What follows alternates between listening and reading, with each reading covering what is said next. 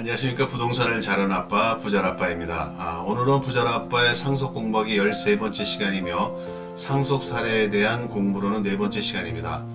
통상 사망이라는 이벤트가 집안에 발생하게 되면 일단 고인의 장례 등을 정신없이 치르게 됩니다. 그리고 난 후에 고인이 남기고 간 재산이 있는 경우에 상속이라는 절차가 발생하게 되는데, 이때 고인이 유언에 의해서 자산에 대한 분할을 미리 정해주거나 아니면 법정 상속분에 의해서 사이좋게 나눠 갖는 것이 가장 바람직할 것입니다. 하지만 현실에서는 상속인 간의 재산 분배에 대한 다툼이 발생하고 이를 법적으로 해결하려 하는 경우가 많습니다. 그런 상황이 발생하게 되면 기여분이나 유류분에 대한 것도 알아야 하고 재산 분할과 관련된 특수한 사항도 알아두어야 합니다. 그래서 오늘은 기여분과 유류분이라는 것에 대해서 좀 더 자세히 공부하도록 하겠습니다. 부모 밑에 자식이 여럿이 있다고 해도 그 자식이 부모에게 효도를 하는 정도는 아마 각각 다를 것입니다. 예를 들어 부모를 모시고 산다거나 병고안을 하거나 하는 자식이 있는 반면에 나 몰라라 하는 자식도 있습니다. 이렇게 공동 상속인 중에 피상속인을 특별히 부양하거나 피상속인의 재산 유지 또는 증가에 특별히 기여한 자가 있는 경우 상속분 산정에 그러한 부양이나 기여를 고려할 수 있도록 법에 정하고 있는데, 이를 기여분 제도라고 합니다. 이 기여분이 인정되는 경우에는 그 기여분이 상속재산에서 제외되므로 공동상속인들은 기여분을 제외한 나머지 상속재산을 각자의 상속분에 따라 상속받게 되고, 그 기여 상속인은 최종적으로 기여분과 기여분을 제외한 상속재산 중 자신의 상속분을 합한 금액을 받게 됩니다. 이 보시는 규정처럼 기여분 제도는 법상으로도 명확하게 규정을 하고 있습니다. 그런데 현실에서는 기여분을 적용하기가 그리 쉽지는 않습니다. 실제로는 기여를 했는데 법적인 요건이 갖춰지지 않으면 기여분을 추정할 수 없는 경우가 많기 때문입니다. 예를 들어 재혼을 했는데 과거 결혼에서의 아픈 기억으로 인해 혼인신고를 안 하고 살았고, 같이 사는 동안에 남편이 하는 식당에서 부부가 같이 열심히 일해서 집도 사는 등 재산을 늘렸는데 갑자기 남편이 교통사고로 사망하는 사건이 발생하였습니다. 그런데 전처의 자식들이 찾아와서 남편의 명의로 된 집과 식당은 모두 상속재산이라고 주장을 하는 상황이 발생했습니다. 이때 사실혼 관계인 배우자는 상속을 받을 수 없고 기여분을 주장할 수도 없게 되는 것이 현실입니다. 기여분 제도는 공동상속인 중 상속재산의 유지 등에 기여한 상속인에 대해 더 많은 몫을 인정함으로써 공동상속인 간의 공평을 실현하는 제도이고, 사실혼 배우자는 법정 공동상속인이 아니기 때문입니다. 그리고 기여분을 인정받으려면 통상의 기여로는 부족하고 특별히 기여를 해야 하고 그것이 인정되어야 합니다. 그 기여 행위는 원칙적으로 무상으로 이루어져야 하고 본래 자기가 종사해야 할 일과 똑같은 정도로 종사해야 하고 상당 기간 계속적으로 행해져야 합니다. 부부나 가족 간의 통상으로 기대하는 정도에 불과한 것은 기여로 인정이 되지 않으므로 그 기여에 대해서 철저히 따지게 됩니다. 이 기여분에 대한 그 판례를 한번 살펴보면 상속인인 처가 피상속인인 남편의 상속재산인 부동산 지분을 취득하는데 대부분의 대금을 부담했고, 혼인기간이 3개월에 불과한 경우 처의 기여분을 70% 인정했고, 전업주부인 피상속인인 처는 남편이 마련한 자금으로 유일한 상속재산인 집을 취득했고, 피상속인이 여러 차례 입원 치료를 받고 사망할 때까지 병간호를 열심히 한 경우 남편의 기여분을 70% 인정하였고, 피상속인과 함께 식당을 운영하면서 종업원 관리 등 피상속인의 사업에 주도적으로 노동력을 제거함으로써 피상속인의 재산을 형성하는 데 기여한 배우자의 기여분은 20% 인정한 판례가 있고,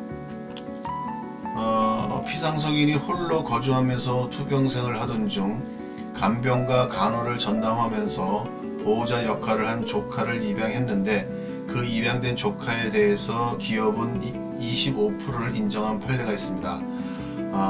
이렇게 판례를 대충 훑어보아도 기여분으로 인정받는다는 것이 그리 쉬운 것은 아니라는 생각이 듭니다. 다른 형들과 달리 매주 부모님을 찾아뵙는다는 등의 행위는 기여분으로 볼 수는 없을 것 같습니다.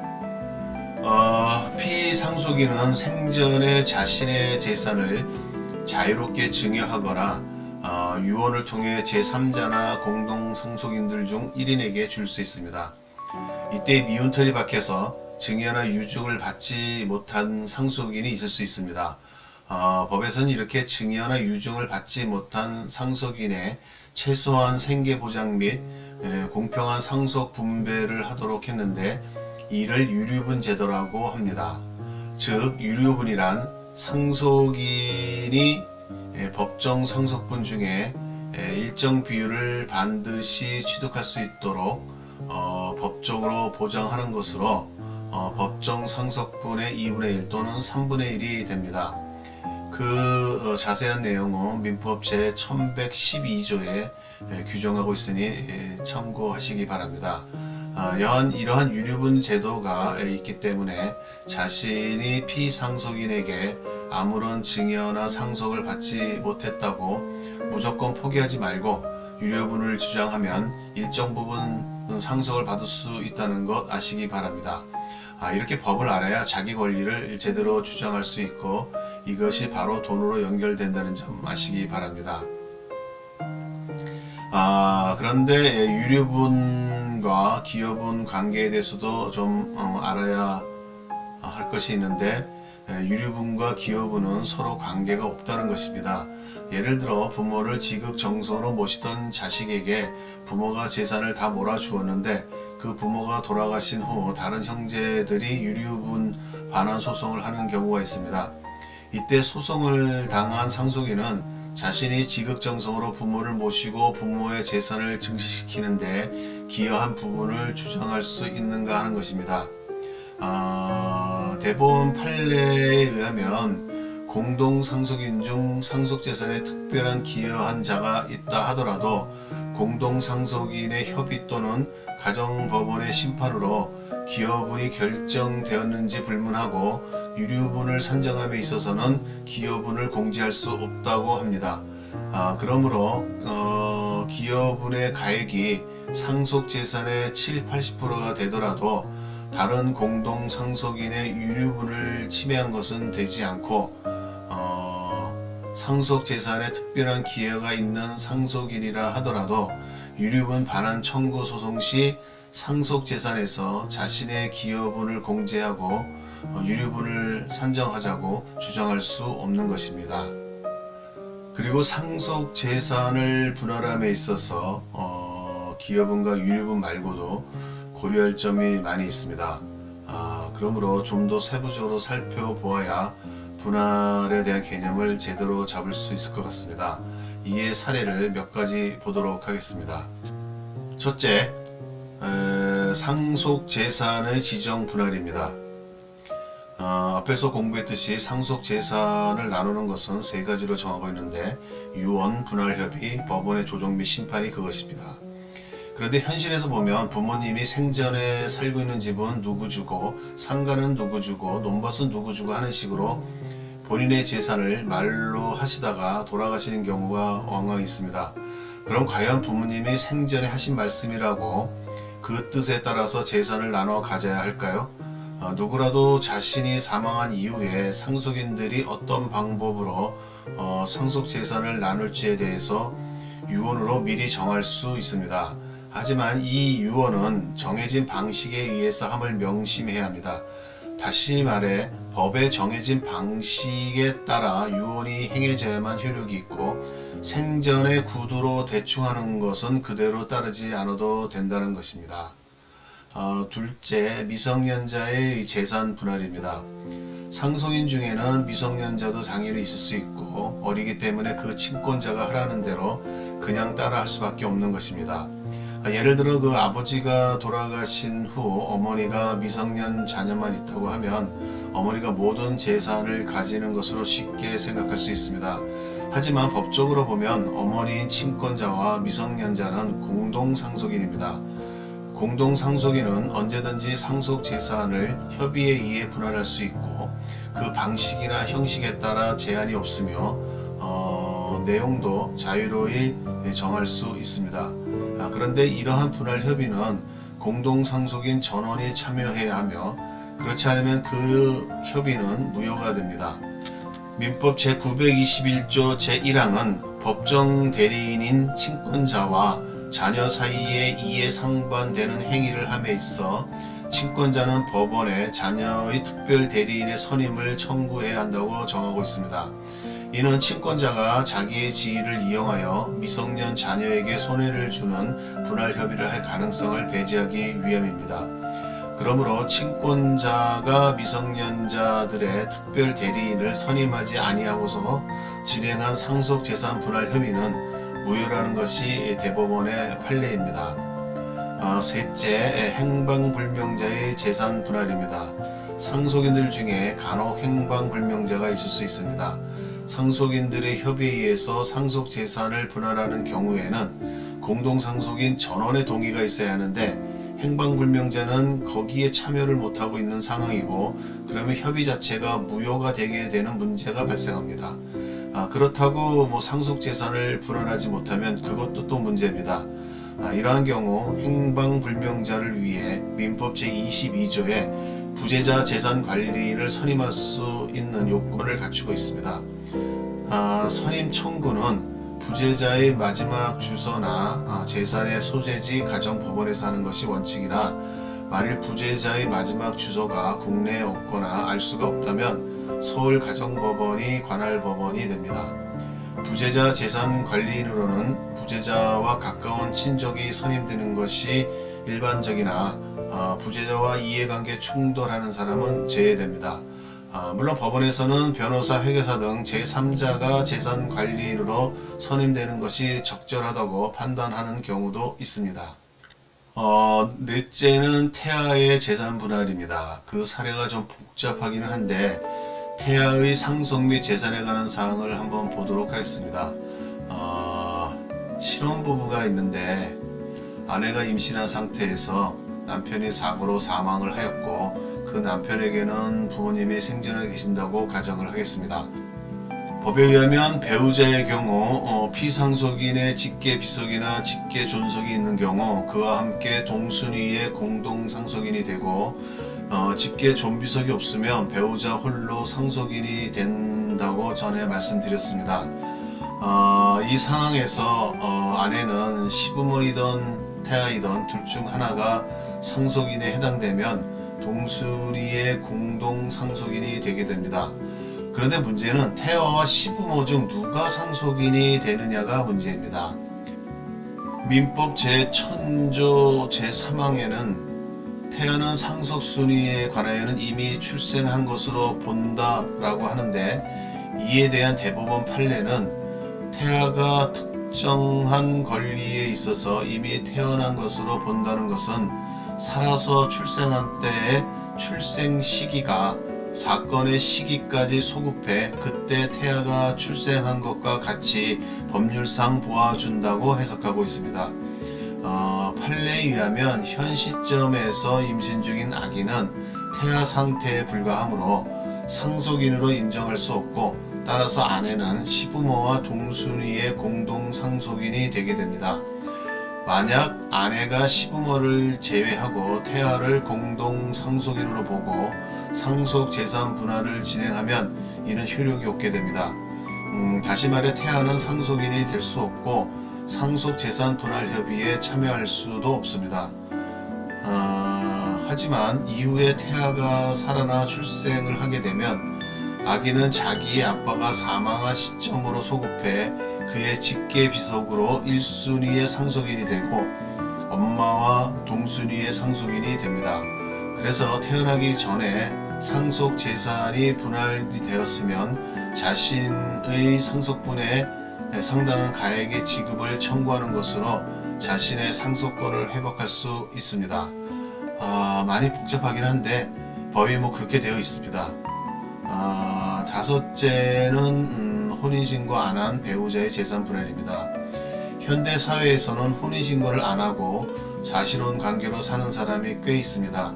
이렇게 사실혼으로 살다가 배우자가 사망하면 법정 상속인이 아니라 난감할 수 있습니다. 그런데 사실혼 배우자는 민법 제1057조의 2에 정한 특별연고자에 해당하므로 해당 배우자에게 다른 상속인이 없으면 상속받을 수 있습니다. 우리 민법은 피상속인의 직계, 비속, 직계, 존속, 형제, 자매, 사촌 이내의 반계 혈족 및 배우자에 한해서 상속인이 될 수 있으며 이러한 상속인이 없는 상속재산은 국가에 귀속된다고 규정하고 있습니다. 하지만 사실혼 배우자나 사실상의 양자와 같이 피상속인과 생계를 같이 하거나 요양 및 간호한 자, 기타 피상속인과 특별한 연고가 있던 자가 상속인이 아니라는 이유로 상속을 받지 못하고 국가로 그 재산이 귀속되는 것은 좀 불합리한 감이 있습니다. 그래서 특별연고자에 해당하는 사람은 상속 재산의 분여를 청구할 수 있게 법에 규정하고 있습니다. 물론 아무나 쉽게 특별연고자라고 주장해서 상속 재산을 분여받게는 하지 않고 나름의 절차와 룰이 있습니다. 특별연고자는 가정법원이 상속인 수색 공고에서 정한 상속권 주장의 최고기간, 즉 공고일로부터 1년 이상이 만료된 뒤 2개월 이내에 피상속인의 마지막 주소지 가정법원에 청구해야 하고 이 기간이 지나면 청구할 수 없습니다. 특별연고자의 분여 청구가 있는 경우 가정법원은 상속재산의 전부 또는 일부를 분여할 수 있고 그 판단은 연고 관계의 내용과 강도, 특별연고자의 성별과 연령, 직업, 교육 정도, 자녀 상속 재산의 종류와 액수, 상황 등 일체의 사정을 고려해 법원이 자유롭게 판단하게 됩니다.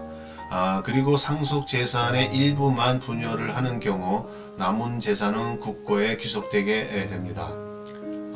여섯째는 상속 재산 분할 협의의 해제입니다. 공동 상속인들이 협의에 의해서 상속 재산을 분할하는 것이 법대로 공평하게 진행이 되면 상관이 없지만 그렇지 않은 경우도 있습니다. 최초 분할 당시에 여러가지 사정을 고려하여 재산 분할이 되었지만 시간이 경과한 이후에 그것이 적절하지 않거나 부당할 수도 있습니다. 공동상속인 전원의 협의에 의해 이루어진 재산 분할은 일종의 계약에 해당되므로 공동상속인들은 이미 이루어진 상속재산 분할 협의의 전부 또는 일부를 전원의 합의에 의해 해제한 다음 다시 새로운 분할 협의를 할 수 있습니다. 마지막으로 상속재산의 분할 금지입니다. 지금까지 상속재산의 분할에 대해서 살펴보았는데 오히려 분할을 금지할 수도 있습니다. 만약에 부모님 중에 부친이 돌아가시고 모친이 부친의 명의의 집에 거주하고 있을 경우 모친의 남은 여생을 좀 더 편안하게 사시게 하기 위해서 자녀들이 협의에 의해서 재산 분할을 금지할 수 있습니다.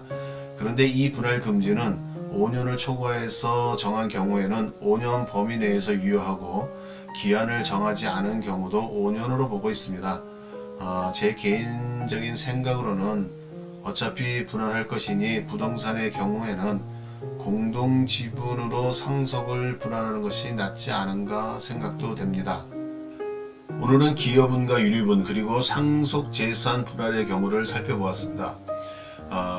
혼자서만 상속받으면 사실 별 문제가 없는데 공동상속인이 여럿 있어서 분할을 하게 되면 골치 아픈 문제가 생기게 됩니다. 공동 상속이 간에 사이좋게 나누어 가지면 좋은데 돈에 대한 사람의 욕심과 복잡한 현실 상황이 얽혀서 쉽지 않은 것 같습니다. 본인이 재산에 대한 욕심이 없어도 욕심 부리는 다른 공동 상속인을 논리적으로 설득하고 해결을 하려면 공부를 해야 할 듯합니다. 아는 것이 힘이고 아는 것이 돈입니다. 다음 시간에는 유언과 관련된 사례에 대해 공부할 예정입니다. 관심 갖고 구독해 주시기 바랍니다. 그리고 구독 신청을 하시면 새롭게 동영상을 업로딩할 때 바로 알려드리므로 따끈따끈한 동영상을 보실 수 있습니다. 꼭 구독 신청하셔서 저에게 힘도 주시고 또한 긴밀한 소통도 했으면 합니다. 이상은 부자라빠의 삶 속 공부하기였습니다. 감사합니다.